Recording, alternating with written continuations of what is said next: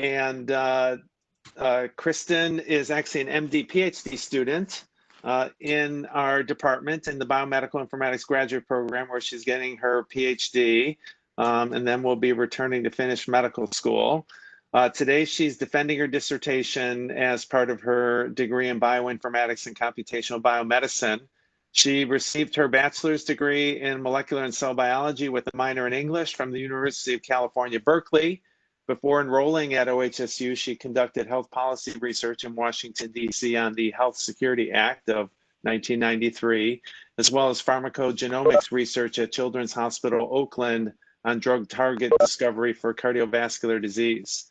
Her current research is supported by our National Library of Medicine training grant and also the OHSU Medical Scientist Training Program grant.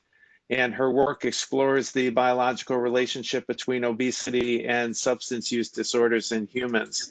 So in our department, our approach for actually both PhD dissertations and master's theses defense is that the candidate makes a public presentation after which questions can be asked.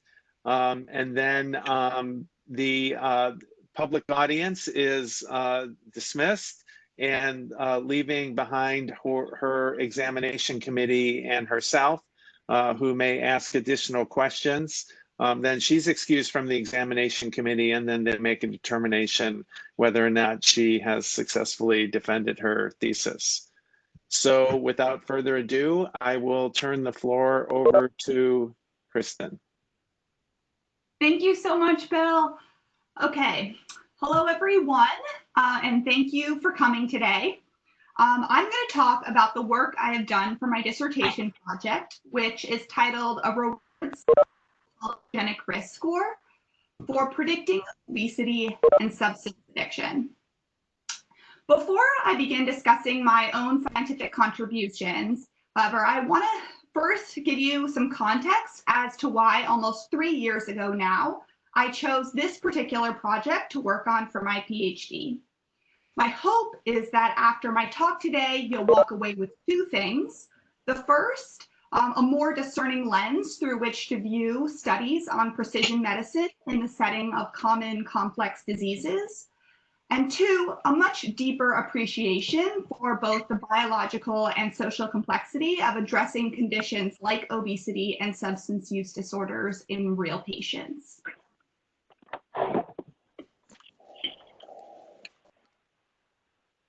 So to start us off, why did I choose this project?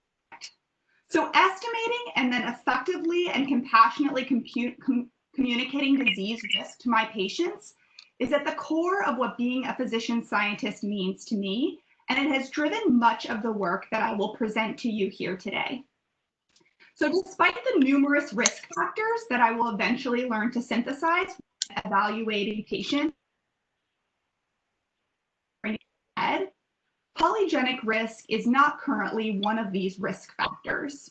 For now, polygenic risk, which is defined as the risk for disease or condition based on many genetic variants altogether, has not made its way into the clinic as part of standard of care, at least not directly. However, risk prediction in general is central to clinical decision making, especially when considering the prevention of common adult onset conditions like coronary artery disease, type 2 diabetes, and breast cancer. And while great strides have been made within the medical research community to understand how exactly our genes contribute probabilistically to disease susceptibility, there is currently no clear consensus how to combine clinical risk factors and polygenic risk inside the walls of an exam room. So for instance, let's say a patient has high cholesterol, smokes, or has high blood pressure.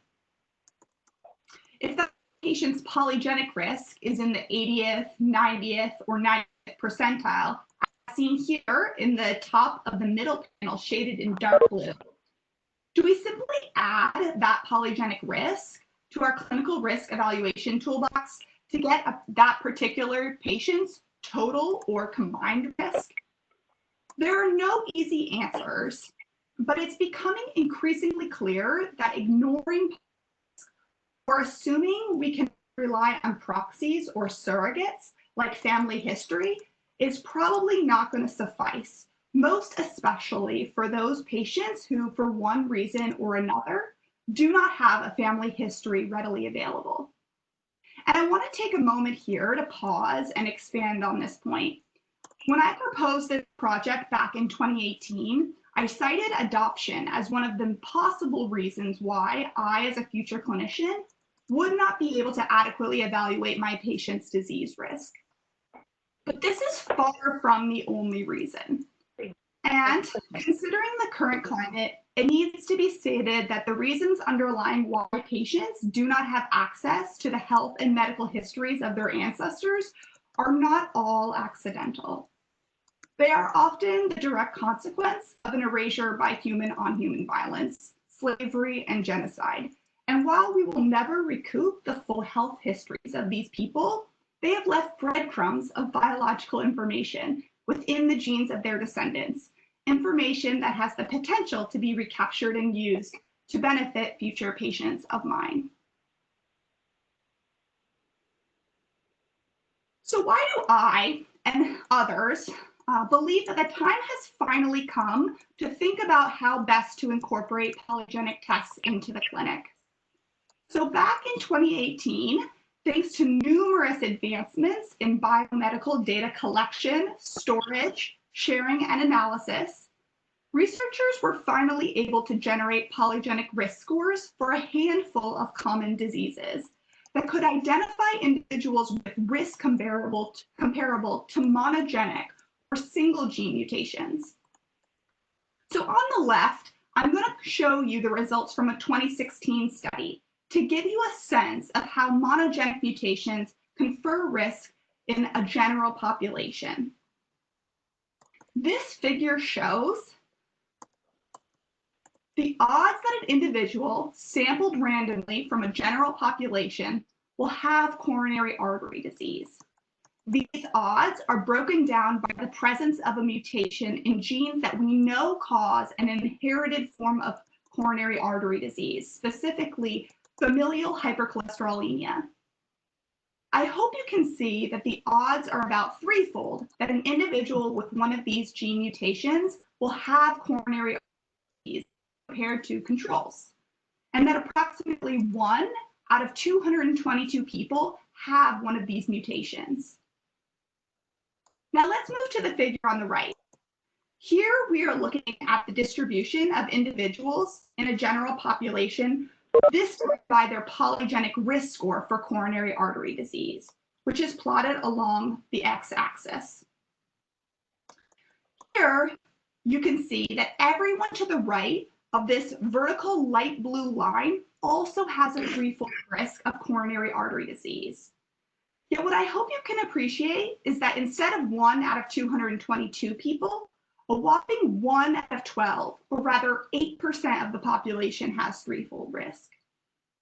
This is a substantially greater proportion of the population that has risk comparable to a known inherited form of artery disease that, as a patient today, would currently go uninformed regarding their increased risk.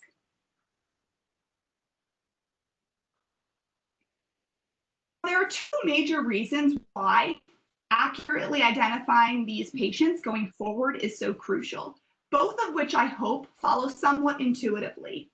The first is risk stratified prevention, or appropriately targeting prevention efforts to those patients with increased polygenic risk for disease. The second reason is that many of our drugs are intended to target specific mechanisms of action. And by pinpointing patients whose polygenic risk for disease can and cannot be corrected by a particular drug's mechanism, we have the potential to improve the success of our clinical trials. And while clearly some interventions, a targeted approach to prevention and therapy are not necessarily warranted, the repercussions of a lifetime devoted to ineffective prevention efforts or side effects of a drug without therapeutic benefit cannot be understated.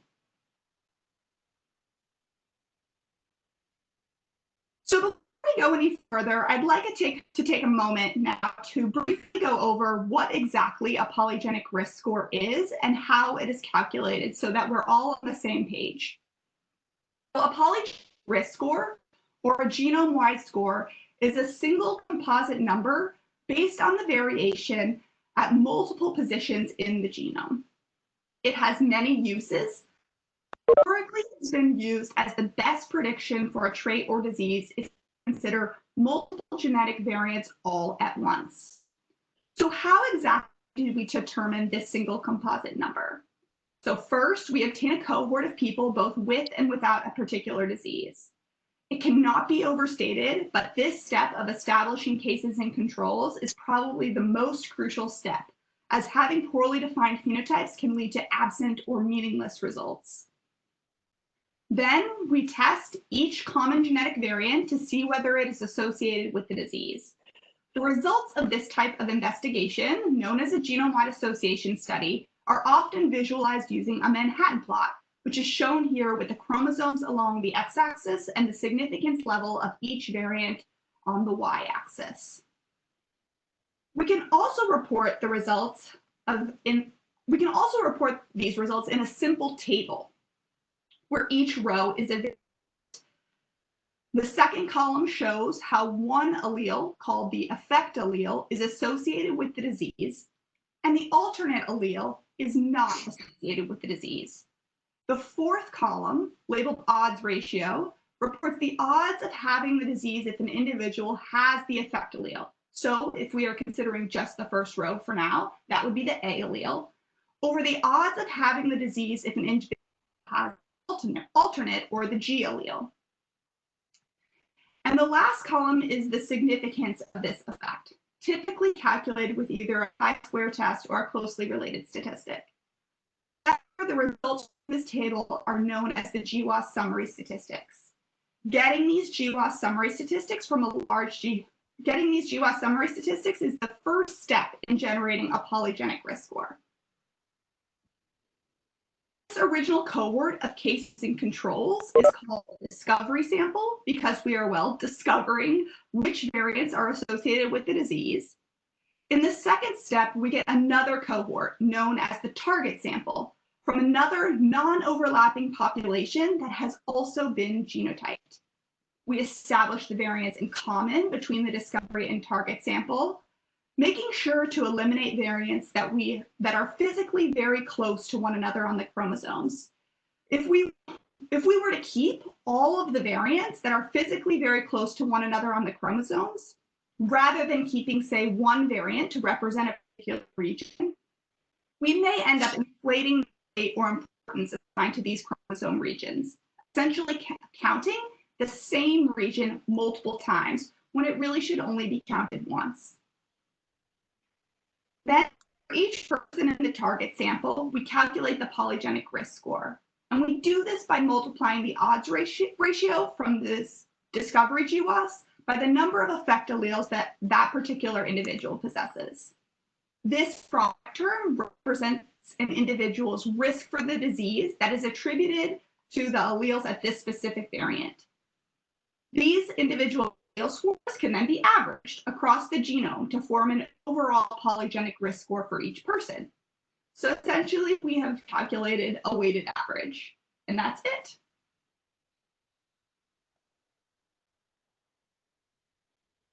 So circling back to the original premise, it might seem obvious enough that we should simply generate a bunch of these polygenic risk scores for each of the diseases we plan to evaluate in our patients.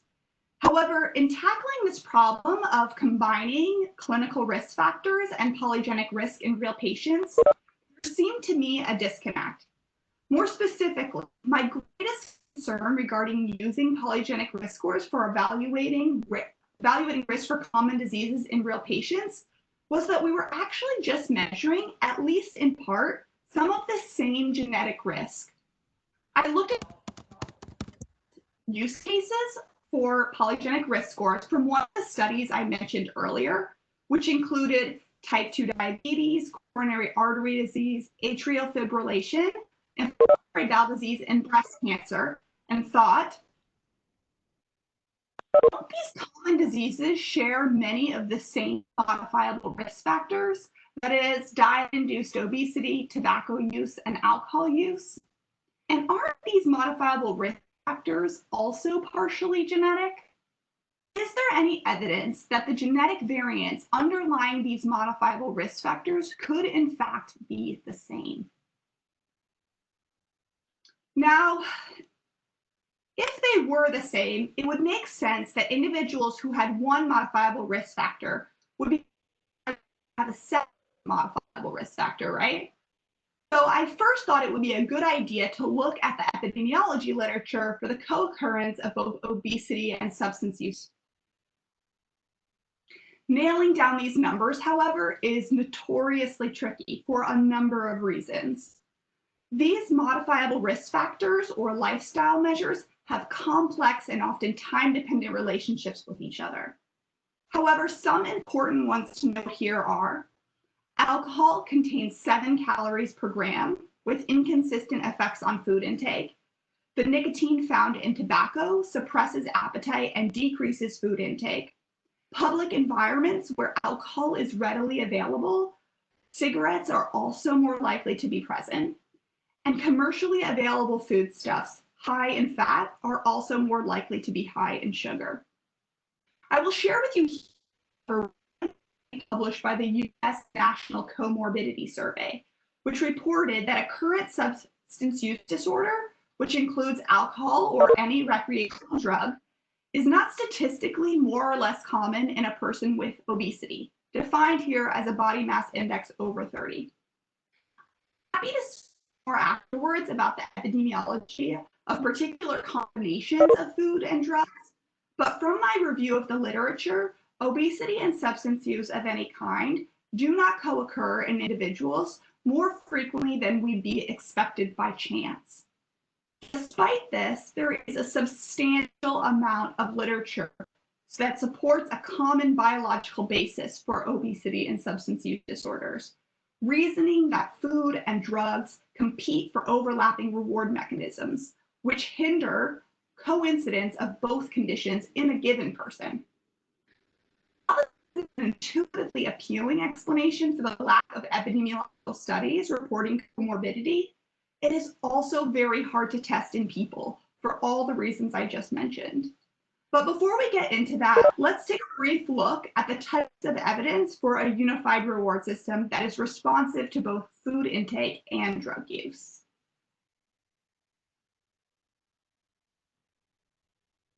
So here I have summarized 3 types of evidence for shared biology between nutrient intake and drug use in humans. The first type of evidence is from human population genetic studies.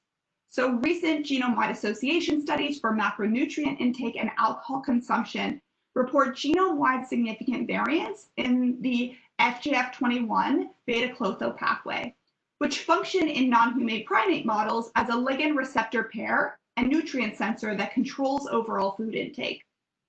The type of evidence from imaging studies. Positive tomography studies of binge eating disorder, obesity, alcohol use disorder, and cocaine use disorder all report loss of mu-opioid and dopamine D2 receptors in cortical, subcortical, and striatal brain regions. The third type of evidence from lesion studies, which report associations between damage to specific regions of the frontotemporal lobes, weight change, and disruption of smoking addiction. While in isolation, none of these studies are particularly definitive, together with insights from animal models, they justify a more systematic evaluation of the impact of common genetic variation on both nutrient intake and drug use in humans. So this led to the central question in my dissertation research, which was, can we leverage any genetic share between modifiable risk factors to improve prediction of obesity and substance use disorders? So to answer this question, I will walk you through my approach. So first, I aggregated multiple reward system phenotypes together. Second, I identified genome-wide variants associated with this aggregate phenotype. Third, I constructed a reward system polygenic risk score to predict individuals with obesity and substance addiction. And lastly, I compared the sensitivity and specificity of the reward system polygenic risk score to an obesity and a substance addiction polygenic risk score, respectively. So before I can show you the results of my approach, however, we must first talk about the study participants who made this investigation possible in the first place. So for this work, I used the health information donated by people who participated in the UK Biobank project, which is a population-based cohort study of over 500,000 people aged 40 to 69 when they were recruited between 2006 and 2010. All of these people were living in the United Kingdom when enrolled and were assessed at one of 22 centers that were distributed throughout the country and intended to target a diverse set of participants from both urban and rural communities of various socioeconomic backgrounds. Each participant answered a series of surveys and provided researchers with a number of physical measures, including height and weight, for multiple visits. From this initial cohort, I identified a subsample of participants from my study that met criteria. Specifically, I included UK participants if they were of white British ancestry. They had their height and weight measured. They reported their substance addiction status, and they completed at least one diet survey. This left me with just over 80,000 UK Biobank participants who met the eligibility criteria for inclusion.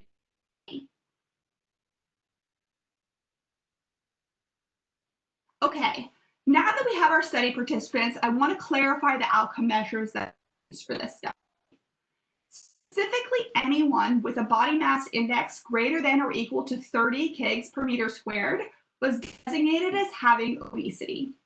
In addition, a person was designated as having a substance addiction if they reported yes to the question, are you or have you ever been addicted to alcohol, illicit or recreational drugs, or prescription or over-the-counter medications? A person was also designated as having a substance addiction if they reported greater than or equal to 10 years of cigarette smoking. So while clearly these definitions are coarse and imperfect representations of obesity and substance addiction, and future work will most assuredly explore the extreme heterogeneity among people with various forms of obesity and substance addiction, these definitions were chosen as a suitable first pass, with simplicity and maximal participant inclusion in mind.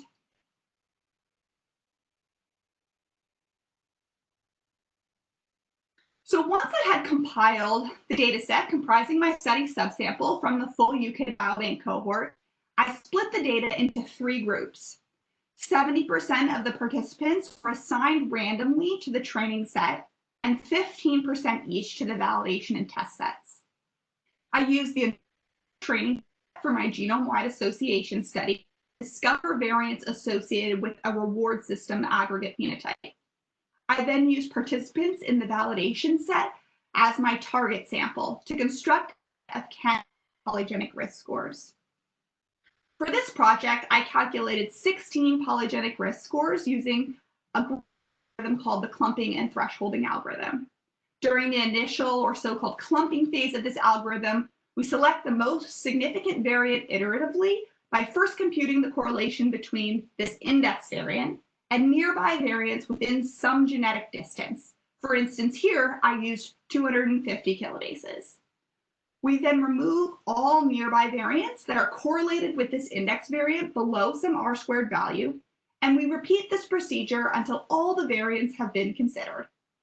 Then, during the second or third phase of the algorithm, remove variants larger than some significance level or p-value. For this project, I chose to test a range of R-squared values between 0.2 and 0.8, and p-values between 0.5 and 5 times 10 to the negative 8. The best performing polygenic risk score from the validation set was then used obesity, and substance addiction in the test set.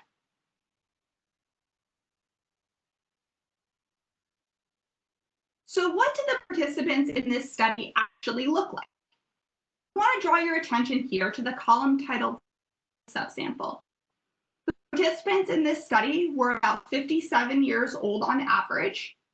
54% were women, 22% were obese, that is, had a BMI greater than or equal to 30, and 45% had a history of or a current addiction to a substance, according to my earlier definition. What I also would like to appreciate is that the makeup of the training, validation, and test sets are approximately equivalent to the makeup of the entire study subsample, which you can see by looking across the columns by each of the participant characteristics listed. Likewise, the makeup of the study subsample is approximately equivalent to the full UK Biobank cohort, where there were data available. This assessment assures us that any findings uncovered here are more likely to be generalizable, despite the non-random sampling I used to generate our study cohort. I want to take also to point out that there was not an even distribution of use across the different drugs included in this study. So in this figure, I'm showing a Venn diagram of all of the participants in the training set. As you can see, of the nearly 26,000 people designated as having a substance addiction, about 25,000 of these participants were designated as such due to a history of 10 or more pack years of smoking, as shown in the far right in purple, rather than, say, a history of addiction to alcohol or any other drug, shown in the remaining bubbles. This is important to keep in mind, especially when we evaluate later the predictive ability of loci associated with a reward system aggregate phenotype.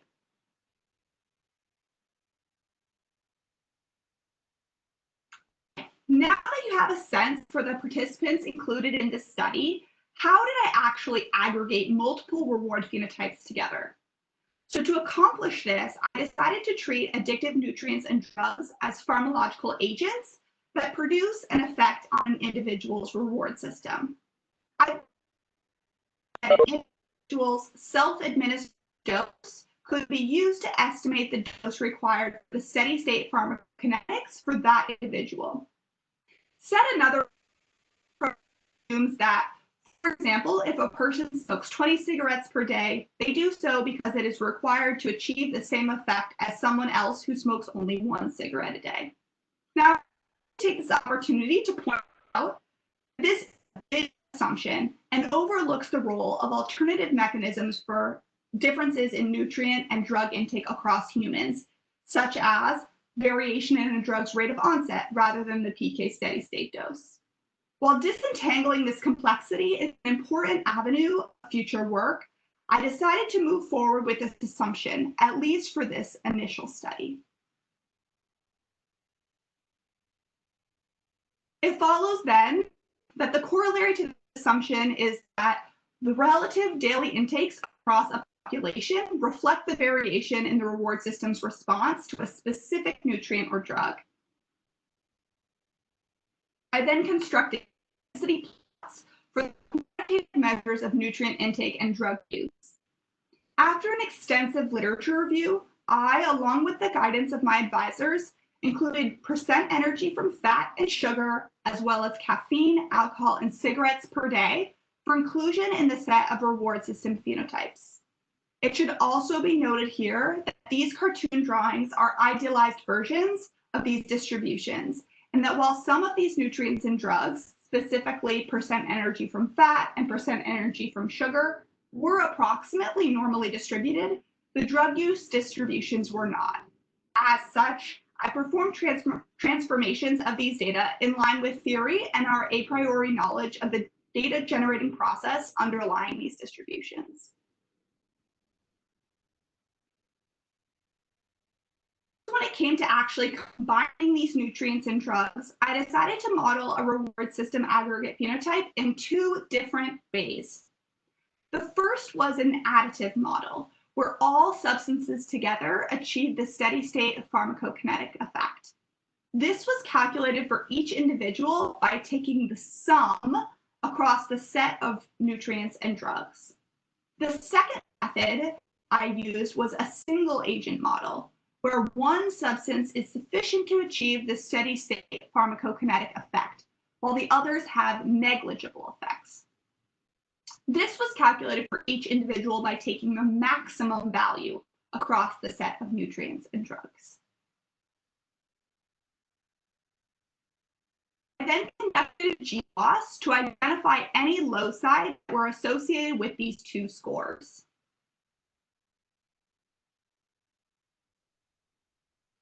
This is the Manhattan plot of the results of this study. Again, the chromosome position is plotted along the x-axis, and a measure of statistical significance is plotted along the y-axis. From my analysis, I found 4 loci that surpassed my preset significance level, and variants at these 4 loci are highlighted in orange. Associated with the maximum reward system phenotype score are shown as triangles, while the locus significantly associated with the sum reward system aggregate phenotype score is shown as a square. Today, I'm going to elaborate on 2 of these loci. The first one I want to highlight is on chromosome 15. This variant is a previously identified EQTL for a gene located only 8 kilobases upstream called CYP1A1.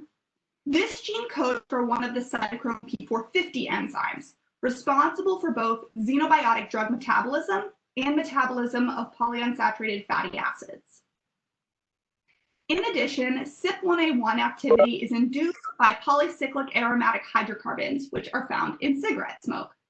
These results, similar to GWAS of single use like alcohol and nicotine, demonstrate the key role of drug metabolism in conferring disease susceptibility to reward-related behaviors.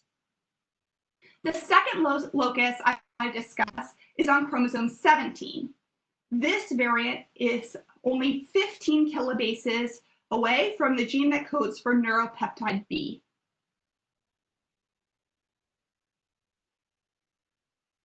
Interestingly, we know that neuropeptide B acts in the brain through 2 G protein coupled receptors to regulate energy homeostasis, as well as hyperalgesia in response to inflammatory pain. Here, I'm showing the weight trajectory of male NPB receptor knockout mice on both a regular panel and on a high-fat diet on the right. As you can see, NPB receptor knockout mice demonstrate adult onset obesity, and that effect is exacerbated in the presence of a high-fat diet. These results are intriguing, and a closer look at this locus and its potential role in genetic susceptibility to obesity and substance addiction in humans is probably warranted. One interesting follow-up study of this work could include fine mapping of the genetic variation in NPD, specifically using the UK Biobank participants' whole exome data, which, as I understand it, is slated for release later this year.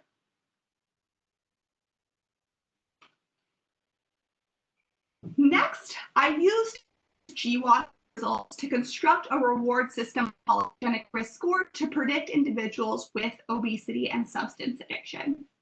I then compared the sensitivity and specificity of the reward system polygenic risk score to an obesity and a substance addiction polygenic risk score, respectively.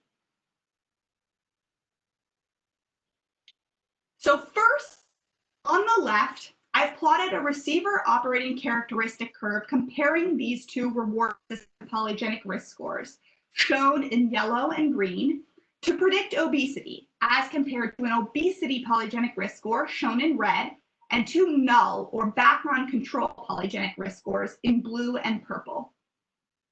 So to be clear, the 2 null phenotype scores were calculated by aggregating 5 randomly chosen phenotypes together, sampled from the list of data fields requested in our UK Biobank application.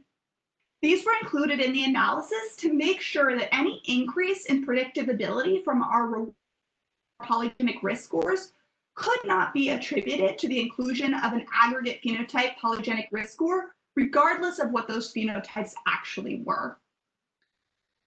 I also want to point out that in addition to each participants' genetic risk for disease, all of these polygenic risk score models include two important environmental exposures as predictors. Specifically, they include a measure of the rate of poverty in the neighborhood where the participant was living when they were recruited into the study, as well as whether the participant reported being physically or sexually abused as a child. I included these environmental exposures because they are repeatedly cited in the literature, strongly correlated with both outcomes, and can somewhat reasonably be ascertained at a clinic visit. Fortunately, despite the seemingly pertinent GWAS hits I showed previously, the reward system polygenic risk scores were not able to improve the prediction of obesity above and beyond that of an obesity polygenic risk score. Likewise, as seen on the right, I did not find evidence that a reward system polygenic risk score could improve prediction of substance addiction beyond a substance addiction specific polygenic risk score. Altogether, with these results, I unfortunately cannot provide any new evidence either for or against the hypothesis that the biology underlying nutrient intake and drug use in humans is shared. But rather, I can highlight that these results suggest that simple measures of obesity and substance addiction, capturing lifetime genetic risk rather than genetic risk at specific developmental periods, such as across, say, childhood, adolescence, or middle age, are unlikely to provide the complexity needed to make useful clinical predictions going forward, even as sample sizes and the number of genotyped variants grow. So to increase our understanding of the relationship between obesity and substance addiction at the population level, as a means to better advise patients regarding their risk, following the same people over time will be crucial. While the thinking around predisposition to common and complex diseases is usually presented as either more or less genetically mediated, this work suggests that the degree to which genetics is involved may not be the only important factor, but rather pinpointing when during the lifespan a specific genetic susceptibility actually manifests may prove equally as important. So while the complexity inherent to this problem of shared biology underlying nutrient intake and drug use in humans may seem daunting, careful longitudinal study design that takes into account both an individual's genetics and environmental exposures over time are on the horizon. And from a clinical perspective, disentangling this complexity, again, is crucial. If a young child is at high risk for obesity, but that risk is only likely to occur in adulthood, embarking on a burdensome dietary regimen or clinical monitoring during their early years is going to be a source of distress with little appreciable benefit. Now, before I conclude, I want to put my results in context, especially with regard to polygenic risk scores for obesity or BMI, which have achieved some recent successes. So despite the lackluster performance of my reward system polygenic risk score for predicting obesity, work by another leading group in this area nicely demonstrated with their polygenic risk score for extreme obesity how complicated the picture of polygenic risk for this disease really is when considered over the lifespan. Here I am showing you a figure from their paper on the incidence of severe obesity defined as a BMI over 40, plotted over years of follow-up. Despite that there is a 30-pound difference in weight between people whose polygenic risk score is in the top 10% versus the bottom 10%, and that this difference in weight is essentially the same in adolescents and in middle-aged adults, the authors show that their polygenic risk score can still predict a significant proportion of young adults with a BMI in the normal range who eventually go on to become obese.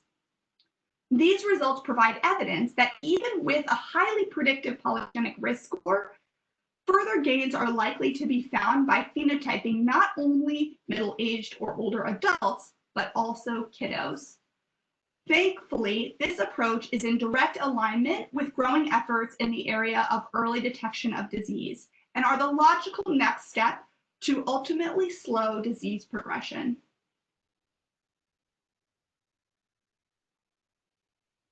So I've listed here some of the major study limitations of this study. The first, which I've discussed a bit already, is that only simple measures of obesity, that is body mass index, and substance addiction that capture lifetime risk were considered. Also, the study was based on a biased sample of the human population. Specifically, it only included people of white British ancestry.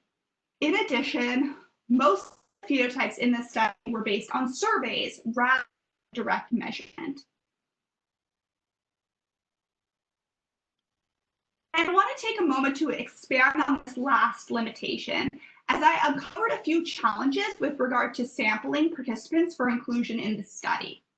So in the future, accounting for these sources of bias will be critical to success of similar population-based studies on the shared biology of nutrient intake and drug use in humans. So specifically, this table shows the proportion of participants with obesity and substance addiction by the number of diet surveys they completed.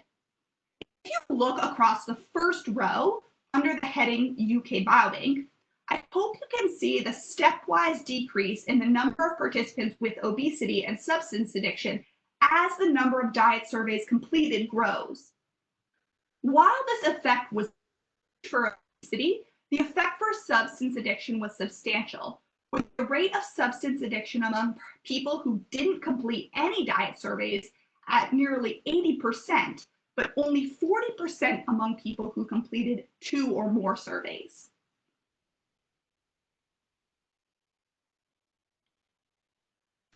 Furthermore, missing data on physical or sexual abuse as a child was nearly deterministic for substance addiction.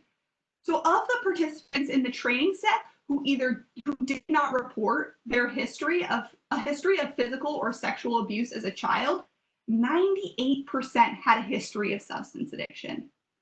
This is in stark contrast to the proportion of people with a substance addiction who reported either yes or no that they experienced abuse as a child.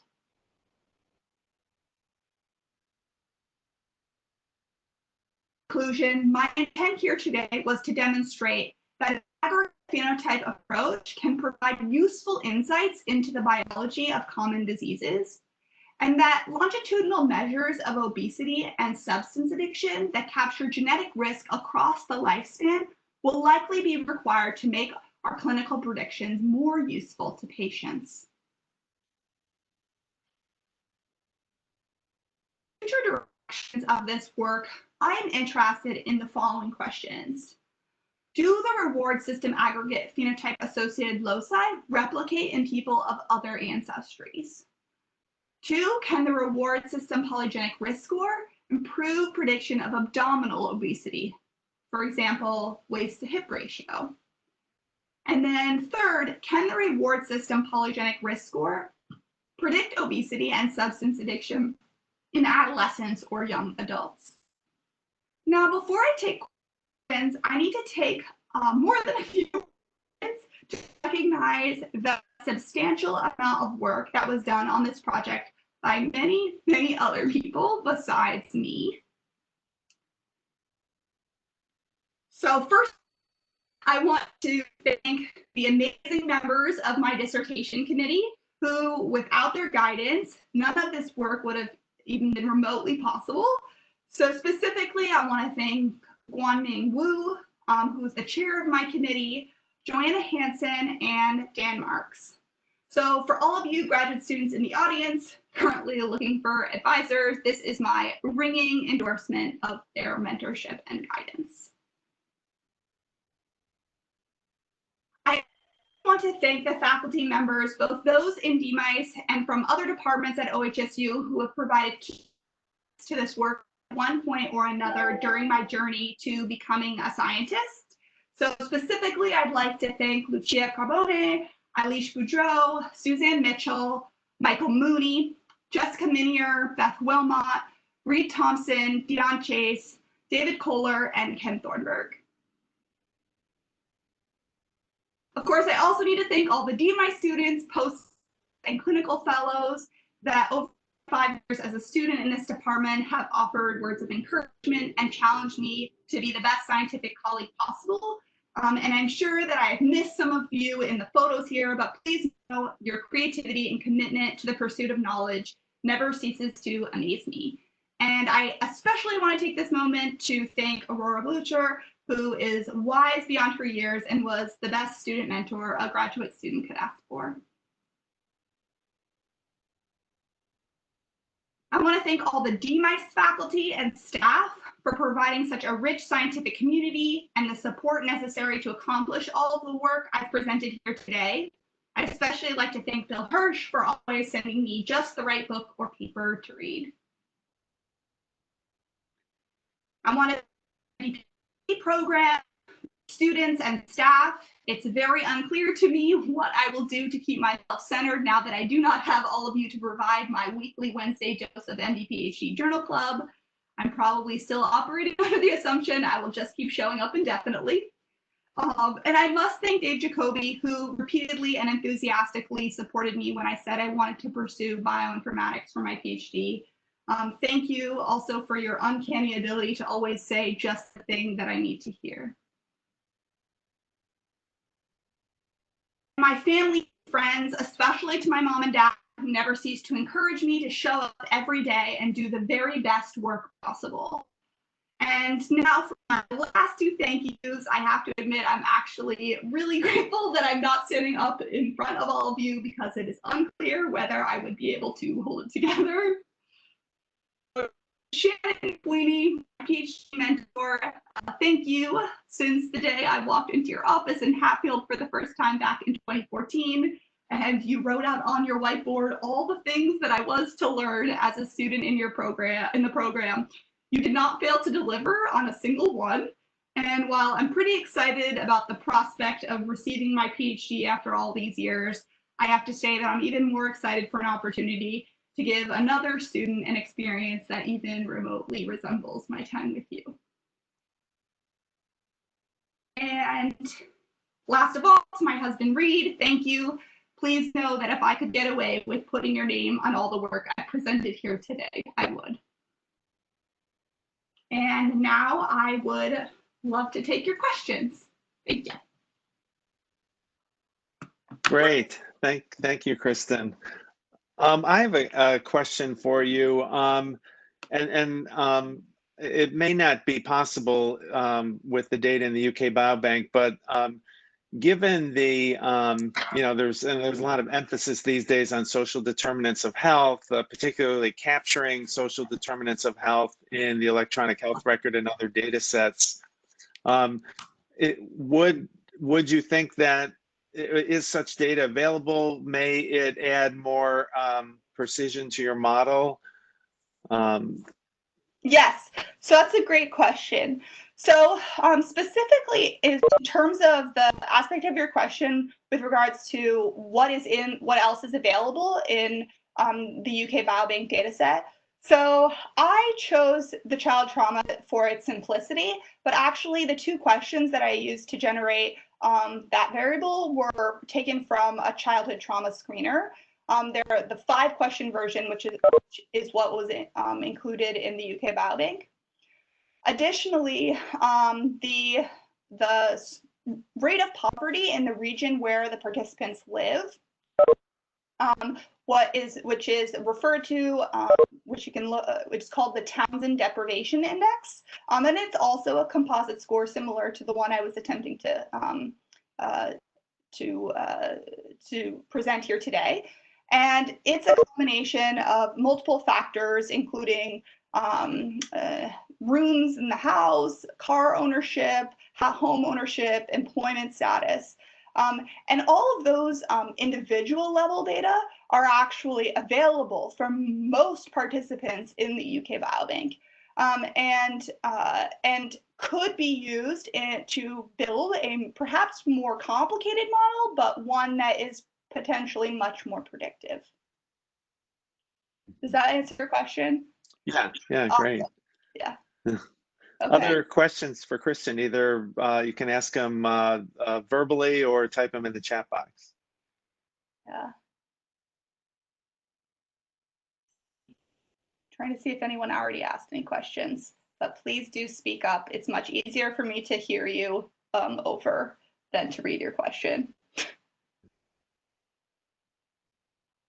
I have one. This is Shannon. Great job, by the way. So if you were advising someone who was you, knowing everything you know now about this idea of these biologically based kind of aggregate scores, Yeah. what would be kind of the advice that you would give, right? So you now have the hindsight. So let's say you're mentoring a student. You've experienced everything, you know everything you know about the data now. What would be your kind of top suggestions to them if basically they were looking at two other phenotypes that they felt were biologically potentially related in terms of a circuit Yep. that made sense, and wanted to use, let's say, the same, let's keep it easier for you, wanted to use the same resource, which is the UK Biobank, just in terms of strategies and maybe also, you know, ways to get around some limitations potentially. What would your advice be? I think I mean, so in proposing and completing this project, I was really hoping to get two things out of the full experience, which were to learn something about the biology underlying nutrient intake and drug use in humans, and then, you know, also to potentially improve prediction, make it clinically useful.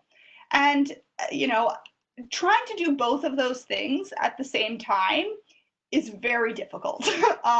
As Bill sort of already pointed out, there are a lot, building more complicated models also often has the benefit of being more predictive. And alternatively, though, we don't always have the means or methods to actually disentangle why it's more predictive. And from a clinical application standpoint, actually and potentially having clinicians use these predictive models, there's some you know, reluctance perhaps. And so I think the advice that I would give a student would just to be really take some time to think about like what really are their goals in pursuing a particular project regarding sort of that dichotomy. Is really their goal in pursuing a question around a shared circuit? Are they really interested in sort of a greater understanding of the biology, or is their primary motivation working with clinicians and trying to provide something that could be really useful in the clinic? And like I said, it's sort of a false dichotomy. Like, I tried to do both, and there's no like inherent reason that I'm aware of why like it's not possible that this could have worked, but it is difficult, and that being really thoughtful about the motivation behind the problem they're hoping to investigate is something that I cannot understate. Great, thank you. Anyone else have any questions about methods or other things I found? Hi, Kristen. Yeah. This is Sam. I just sort of had a very general question about thinking as a physician, as a future physician, what sort of messages would you take away from what you've learned in this dissertation? What sort of things do you think you'd like to see taught to your physician colleagues about this area? Yeah, no, very good question. So I think I don't know. I'm sort of the bent of like just wanting to share like the exciting parts of the data, and so I think you know, it's like at the end of my presentation, but especially regarding sort of these like sampling issues and specifically with respect to the child abuse exposures. I think that was like an unintended finding of this work, and I think needs to be validated, obviously, in other data before presented as true, anywhere near truth. But I think that bringing those type of data forward and presenting them to my physician colleagues can really sort of provide context to these behaviors that are common, but that are also really, really hard to treat, and to really move forward with patients in a way that meaningfully improves their health. Lovely, thank you.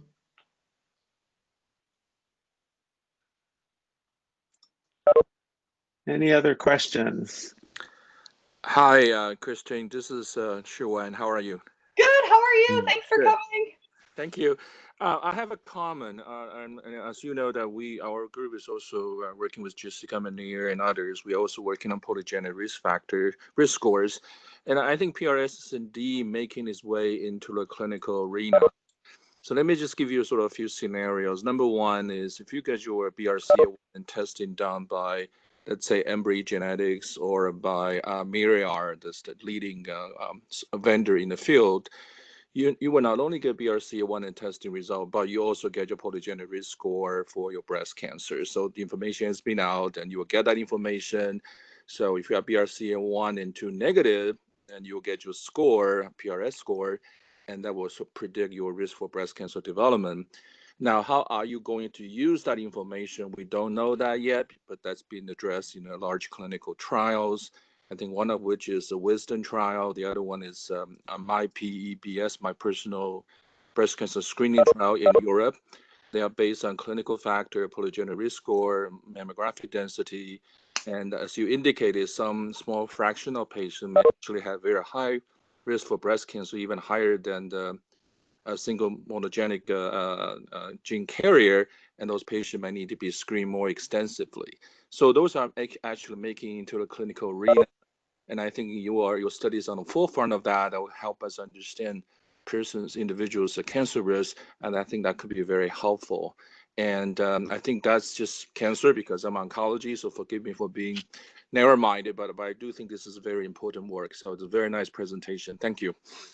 Yeah, no, thank you so much for that comment. And I think it's really important to, cancer is a really exciting realm for the application of this work, specifically in terms of mapping risk with interventions, which for, if it's not obvious already, like the interventions for obesity and substance use disorders are not always quite as clear. And so just in the context of cancer and using these polygenic risk scores and other genetic scores mapped to then particular treatment avenues is a very exciting and interesting place to do work, especially because of that sort of like 1-2 step between testing and diagnostics and mapping that to actual interventions that are sort of in line with that diagnostic.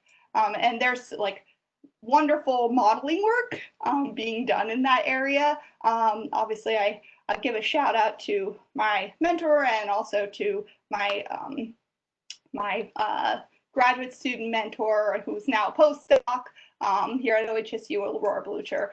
It's very, very exciting and very interesting to actually do that type of modeling for real patients.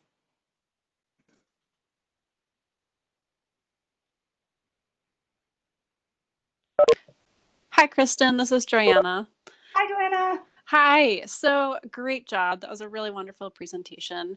And I'm just curious, kind of, again, thinking about your future role as a clinician. What do you think is the age at which information about a polygenic risk score would be most useful, especially in the context of something like obesity?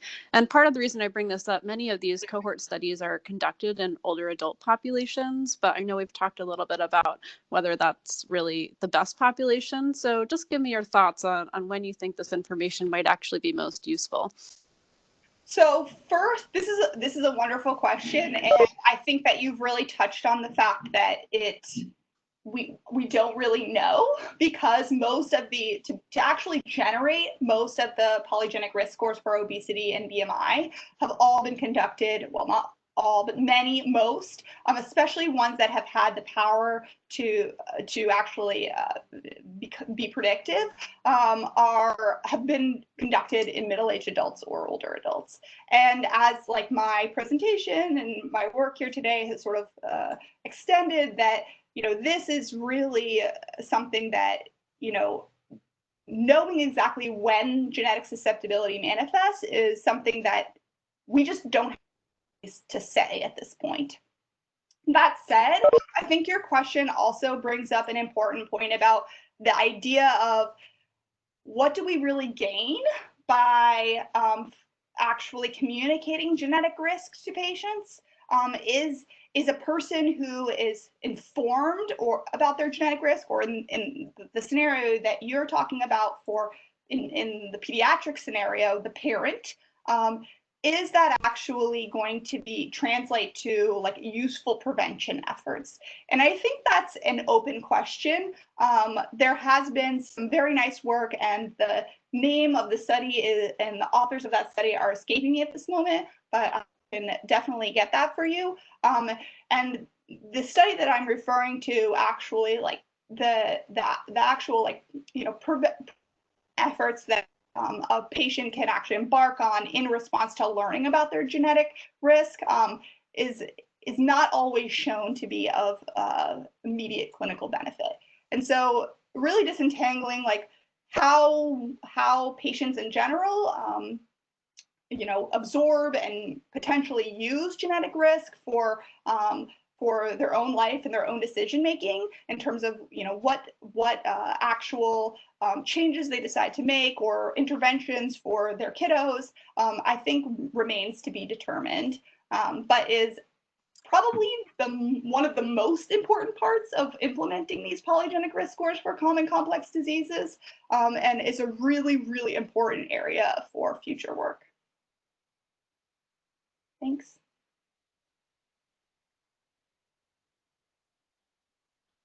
Okay, well, maybe at this point I will turn you over to your committee. They may have some further questioning. So those of us who are not on Kristen's exam committee can leave the WebEx room, and then the committee will talk with her further. Great job, Kristen. Thanks so much.